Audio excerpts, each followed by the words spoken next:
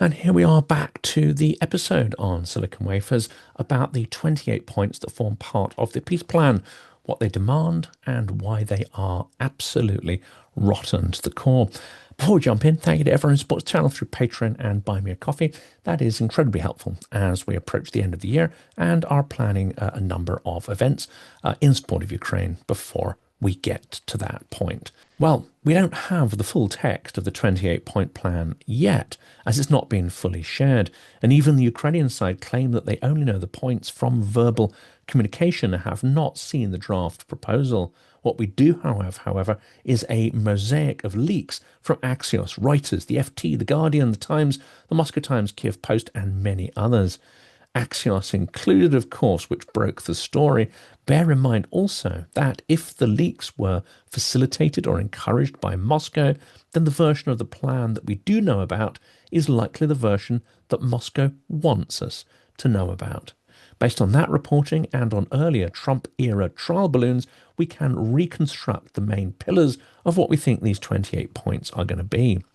We do think that these 28 points are less of an exact set of legal clauses and more a catalogue of what Moscow wants Washington to sell to Kiev, a Christmas shopping list of capitulation. I'm going to walk through the 28 likely elements and give you the cynical response to each. Well, let's start with the topic of territory and sovereignty. 1. Lease or rental fee for Donbass. Ukraine supposedly keeps legal title to Donbass and Luhansk, but leases them to Russia in exchange for a rental fee or land tax on the mineral-rich region. It's according to the Kiev Post. This is a Trumpian real estate cosplay, treating a genocidal occupation as a mall lease. You don't rent out cities where people have been deported, executed, and tortured, and rents can hardly cover the resources that are going to be raped and stripped from those territories. 2. Formal recognition of Russia's control over all of occupied Donbass. Kiev would accept that Russia permanently administers the areas it already holds, plus additional territory in eastern Donbass that it does not control today and could not win by military force. That's from The Guardian. Well, rewarding land grabs is how you get to more land grabs. Ask Georgia, ask Moldova, ask every neighbour whose border Russia has ever revised. As many commentators point out, rewarding aggression and illegality only begets and incites more of the same.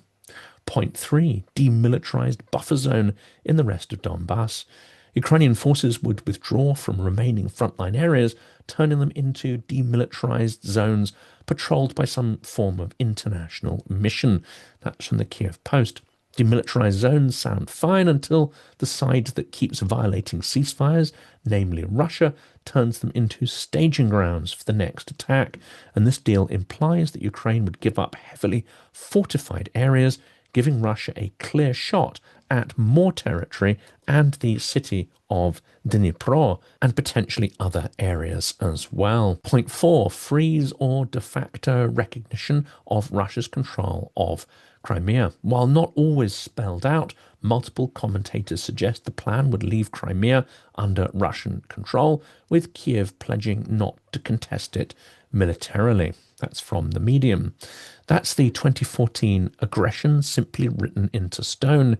It screams to every nuclear-armed bully, you can seize a neighbour's territory. If you can hold it long enough, then Washington will call it reality. Finders keepers, might makes right, the law of the jungle, whatever label you want to put on it. Point 5. Frontline becomes the new line of control. The existing front line, adjusted for new Russian gains in places like Pokrovsk, becomes the permanent line of control, with Ukrainian attempts to change it absolutely banned. That's from the Times. This is not ending the war, it is legalizing the result of Russia's current offensive and inviting another one when the balance shifts and when Russia again feels emboldened to attack. Point 6. Constitutional neutrality for Ukraine. Ukraine would be pressed to adopt renewed neutrality, closing off NATO membership in law. That's in Reuters. Well, we've tried this before. We've tried Ukrainian neutrality. Russia invaded anyway. The message here is you don't get to choose your alliances, Moscow does. Ukraine would cease to be a sovereign entity, in fact, and may find itself more isolated the next time Moscow chooses to invade. Point 7, special status for occupied areas. Occupied regions gain special status with their own local rules, vetoes, and security arrangements, a long time Kremlin demand. That's in Reuters. Well, this is a Trojan horse, embedded Russian influence inside Ukraine's legal system. Then they would use it to paralyze Kiev forever. Again, this was tried before under the Yanukovych regime and proved to be nearly fatal for Ukraine's independence, statehood, and security. Point 8, constraints on Kiev's domestic de-Russification laws. Kiev would be asked to roll back language, education, or church reforms deemed discriminatory by Moscow. That's in The Guardian.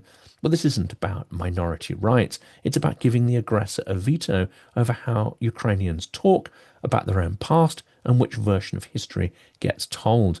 The one that supports truth and independence, or the imperial version that stifles sovereignty and agency and which is propagated by Moscow. Well, the next category of clauses in this apparent 28-page document relates to military and weapons. Point 9, halve the Ukrainian army. The plan reportedly calls for cutting Ukraine's armed forces roughly in half to around 400,000 troops. That's according to the Moscow Times. Yet Russia keeps mobilizing. Ukraine would have to demobilize. That's not balance. That's preloading the next invasion and tying Ukraine's hands behind its back. Note there is no clause in here that demands limits on the size of Russia's army or how many troops it can station on occupied territory or on Ukraine's borders. This is a ludicrous and one-sided demand.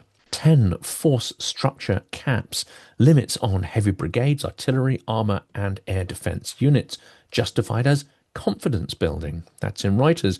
It's strange how all the confidence building runs one way. And what does the victim need to convince the aggressor of anyway?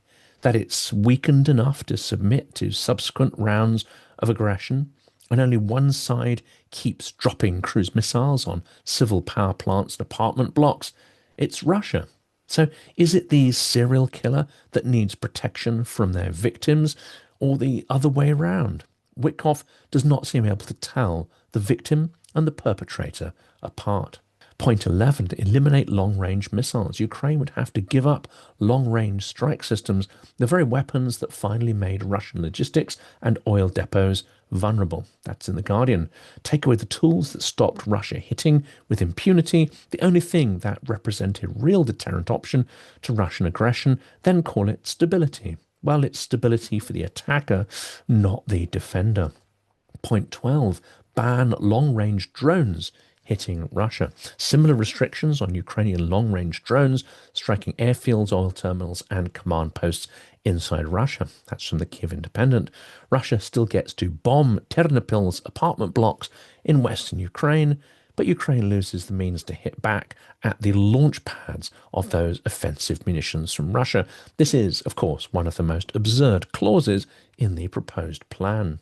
Point 13, cap or mothball Ukraine's Air Force. No Western jets flying combat missions from Ukrainian airfields, perhaps caps on sortie numbers and weapons loads. That's from New York Post.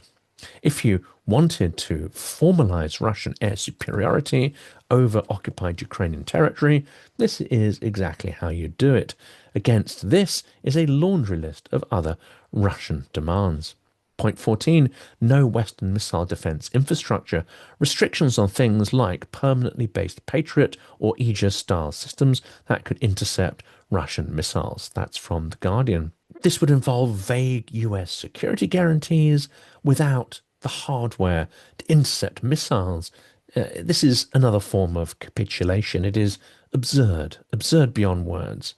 Point 15, limits on mobilization, caps on Ukrainian conscription or reserve forces, framed as a humanitarian measure.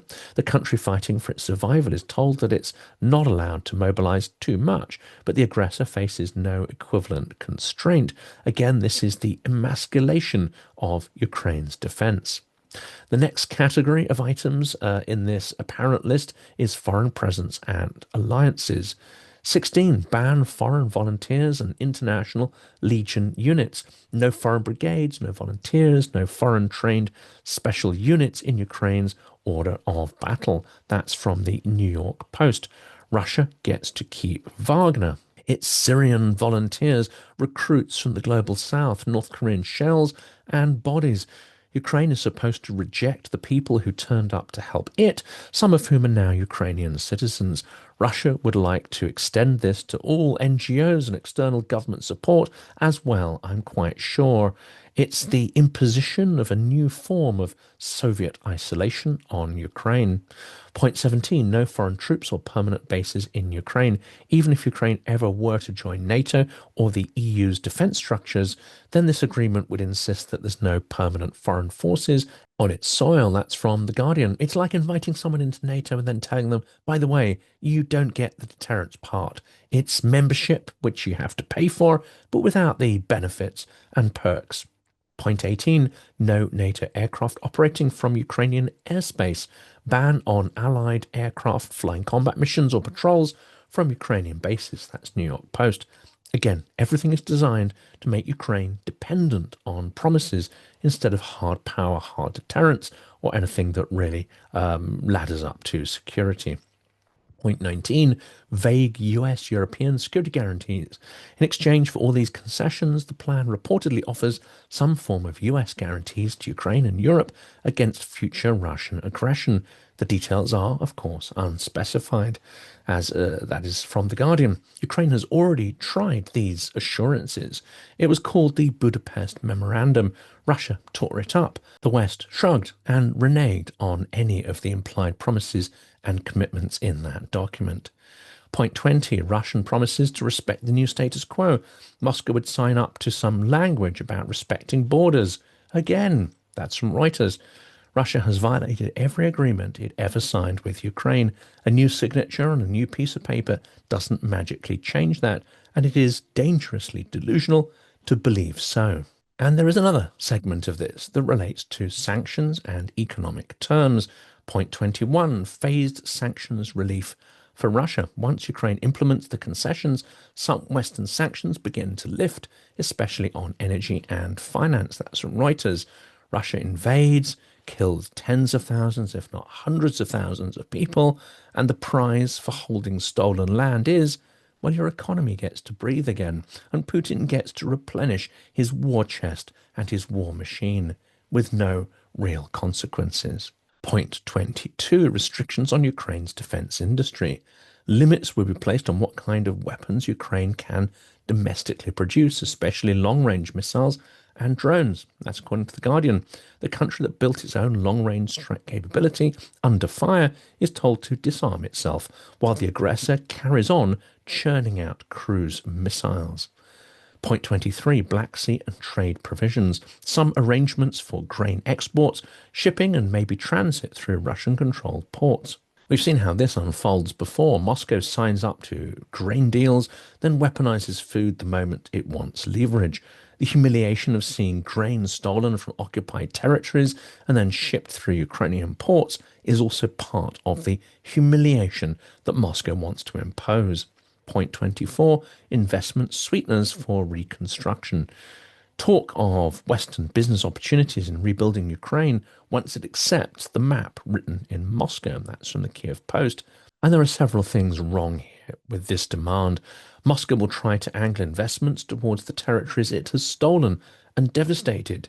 These places will be stuffed with ethnic Russian colonists shipped out from Russia with the intention of supplanting and disenfranchising the local population. Any country that signs on to this proposal will be complicit in the process of ethnic cleansing and genocide. That is simply a fact. Then we have the last few items, and they relate to internal politics, justice, and memory. 25, Russian language is an official language. Ukraine would have to grant Russian official language status nationwide or in certain regions. That's according to The Guardian. The issue is not whether people speak Russian. Millions do across Ukraine even now. It's that Moscow wants a permanent lever inside Ukraine's constitution and a wedge within its education system. Point 26, status for the Russian Orthodox Church. Special protections may be legal status for the Moscow-linked church structures in Ukraine. That's from The Guardian. Well, the Moscow church specifically, was used as a vector for occupation and propaganda, and in some instances has been accused of complicity with the occupying forces to identify Ukrainians resistant to the Russian presence. This is essentially a demand to reinstall a Russian influence network within the Ukrainian state, embedded within communities, and in the worst case scenario, allow Russia to build its intelligence, penetration, and corruption networks via the church. Point 27. Amnesties and no war crime trials. Earlier Trump-era proposals floated the idea that Russian officials wouldn't face war crimes prosecutions and Russia wouldn't pay reparations. Those ideas seem to be back, according to the Kiev Post. Peace with justice is no peace at all. Without Russian admission of responsibility for and complicity in crimes, there will be no repentance. The phrase "we can repeat" is the lesson that Russia will take from all of this. No justice, no deterrence. If the consequence of invading your neighbour is amnesty and frozen front lines, then every dictator around the world will be taking notes. And finally, point 28. Well, this is more of a point about its absence, the silence on kidnapped children, filtration camps, and reparations. The leaks that have come out so far say nothing about the return of deported Ukrainian children, accountability for torture and filtration, or serious reparations. That silence is the point. That was in the Kiev Post. A plan that doesn't put stolen children at the very centre or mention mass graves and destroy cities is not a peace plan. It's a face-saving exit ramp for the aggressor and his American enablers. Notice what's missing. There's no serious enforcement mechanisms on Russia, no automatic snapback sanctions, no NATO accession, no guaranteed air defense umbrella, no explicit commitment to war crime tribunals or reconstruction under Ukrainian control. As historian Timothy Snyder, in a recent essay on how to negotiate with Russia, put it, any serious approach must account for history, law, and above all for Ukraine.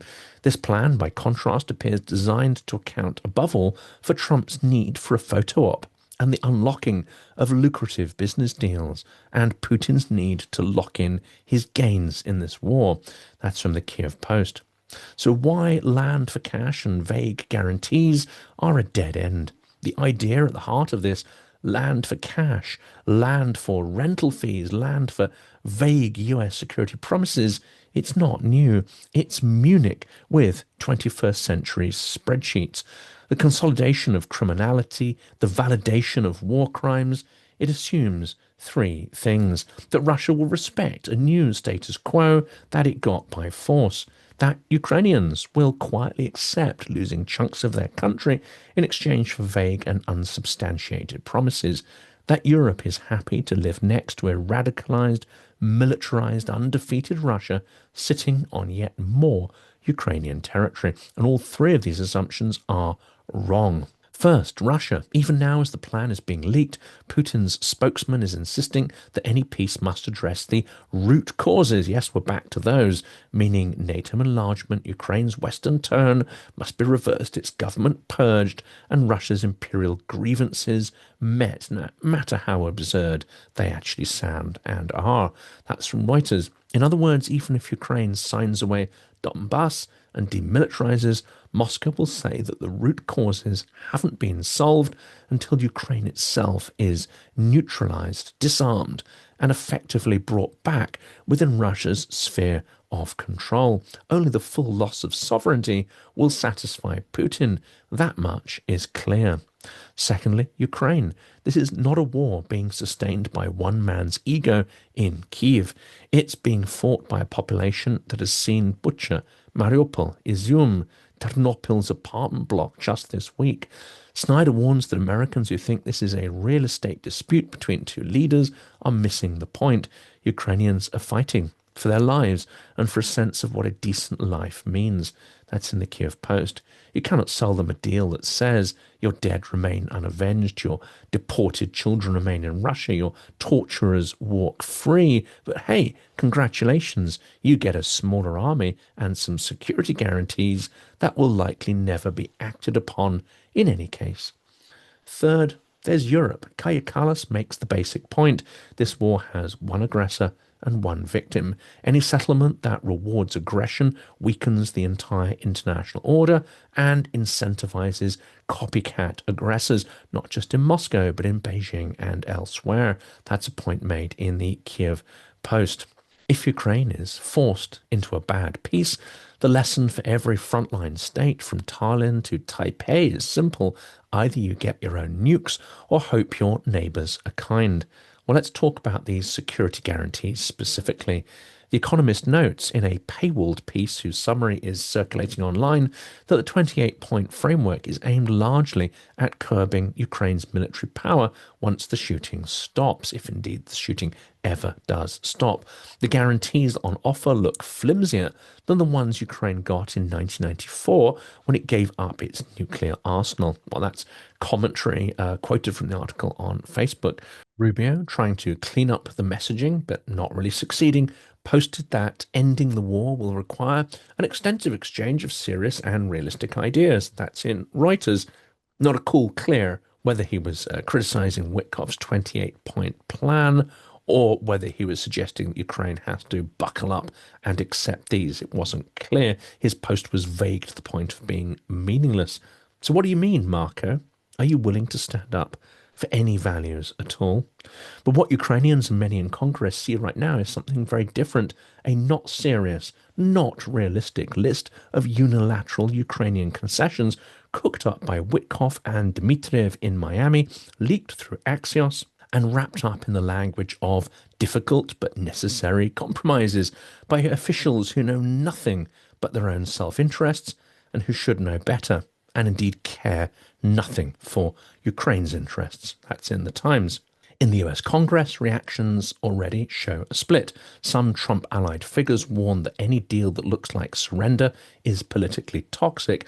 Others seem content to let Ukraine twist in the wind if it helps Trump claim a deal in the media or get him onto the awards circuit. Yes, we're back to that Nobel Peace Prize. That's in the Kiev Post. Meanwhile, Ukraine is under the heaviest missile and drone barrages in months. On the night these leaks appeared, Russia fired dozens of missiles and hundreds of drones across the country. One struck on Ternopil, killed at least 20 plus civilians, including children. It's in the Kiev Post. That's the context in which this peace plan lands. As Russian bombs hit apartment blocks, Trump's envoy floats ideas about leasing out occupied territory and cutting Ukraine's air defenses. It is beyond gross. It's criminal negligence and complicity with war crimes. That's right. Witkoff and the US are criminally negligent, and their behaviour is complicit with some of the worst war crimes in history. So where does this leave the rules-based order? If the 28-point plan or anything like it becomes the template for ending the war, the message to the world is brutal but clear. Nuclear-armed states can invade neighbours and after a few years negotiated a discounted price on the land they stole. Security guarantees and international law are soft concepts that melt under pressure from a determined autocrat and a transactional White House. Democracies don't stand together. They bargain away each other's territory when the costs bite.